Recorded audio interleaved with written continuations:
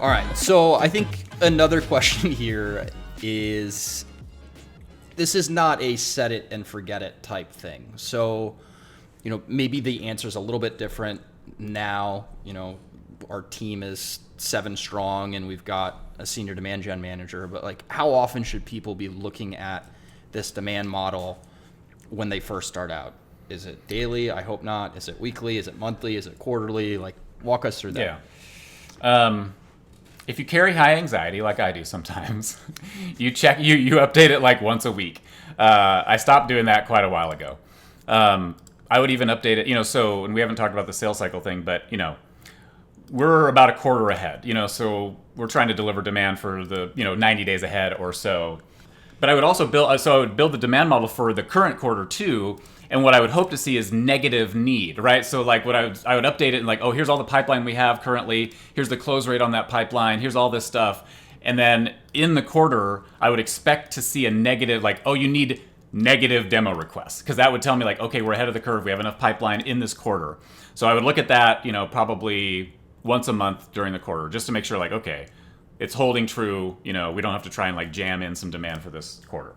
And then the future quarter one, oftentimes I wouldn't even start to, I would do it once in the beginning of the quarter, and then I would look at it again kind of towards the end of that quarter, again, because we're driving demand for the future, just to make sure, like, did we get there? But we were measuring ourselves kind of on the way up.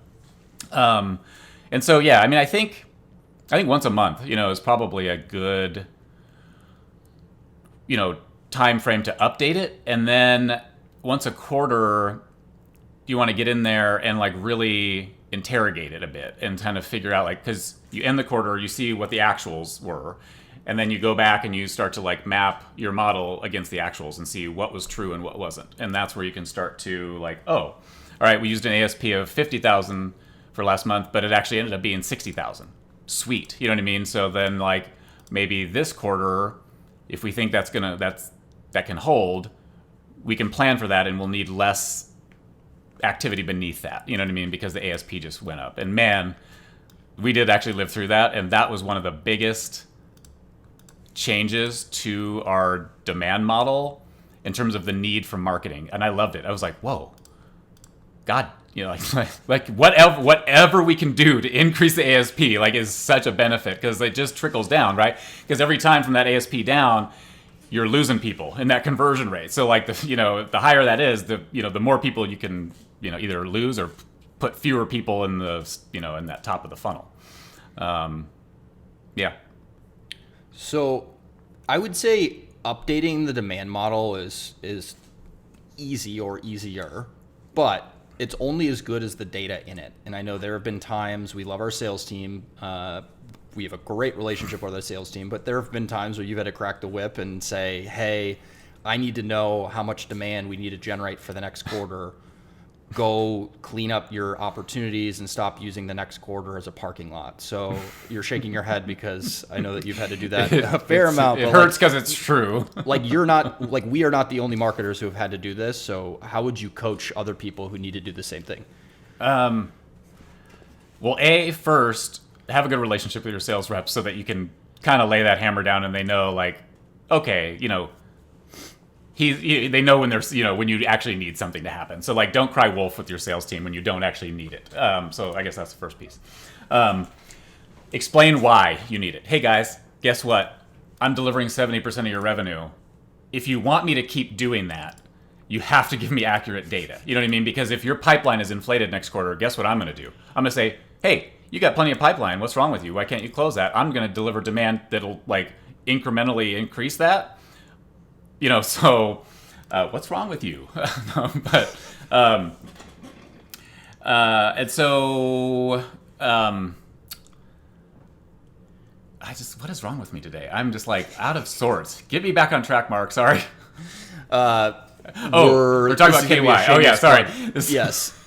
we're specifically talking about. Yes, we're preparing for our big press conference in 8 days. So I think Jason's a little scatterbrained, but I'm here to keep it back on track. But yes, we're not mentioning the exact person who this is, even though we're thinking about the same person and I love him. But how do you get people to clean up their pipeline?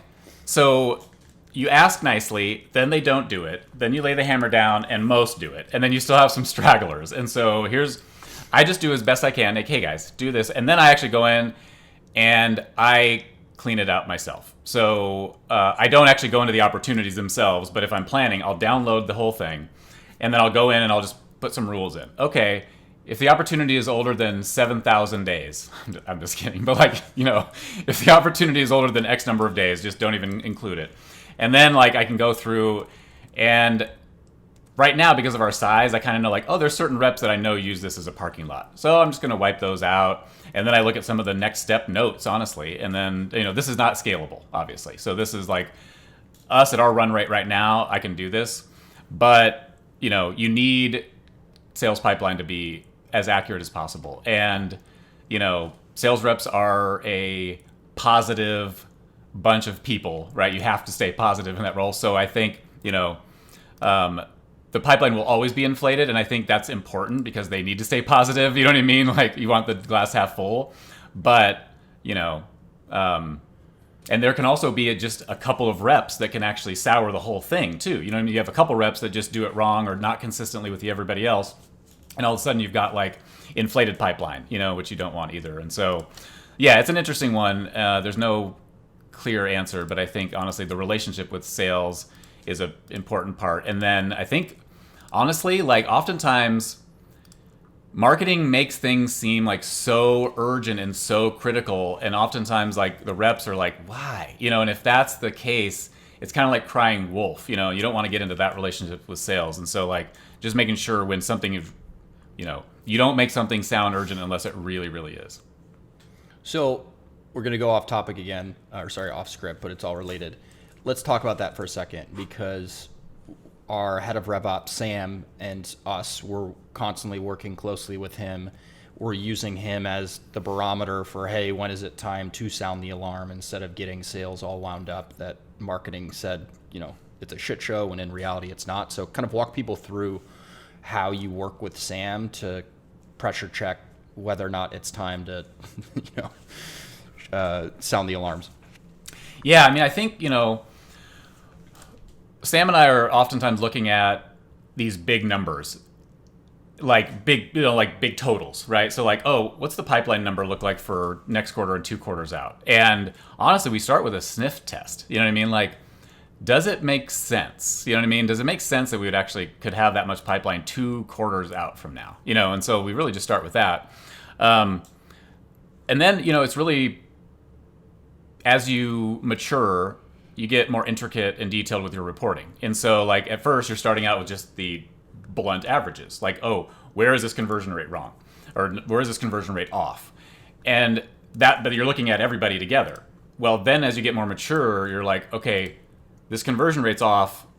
Now let's dig into the specific reps. You know what I mean? And then see because that's usually where the answer lies, is the averages don't I don't know the math terms here, but like the says the ops guy, the standard deviation, which is completely wrong, but like the further out they are from the average, they're it's like you can have the pendulums on huge sides, and then the average is in this middle, and you got some people closing at 5%, and then maybe some people closing at 35%, and that is going to throw a model off. And so like then digging into those individual rep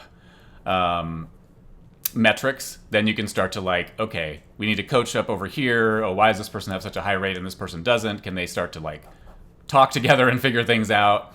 And so, yeah, it's kind of really kind of digging into that. And then when you do that, making sure you're not like accusatory, right? Because now you have individual rep performance, and you don't want to be like, well, they suck, fire them. It's like, hey, what are we doing? What are we not doing right? What can we do better to help that rep out, to meet these expectations, these averages? The average, I'd say like averages can throw you off. You know what I mean? So and we'll talk about this in the sales cycle too. Averages are like not useful in modeling, really, honestly, And so the more you can get down to like the percent that, 1, this percent, 2, this percent, 3, you know what I mean? You're ordering it by the percent of that value instead of using an average. You can usually get better more accurate, kind of modeling.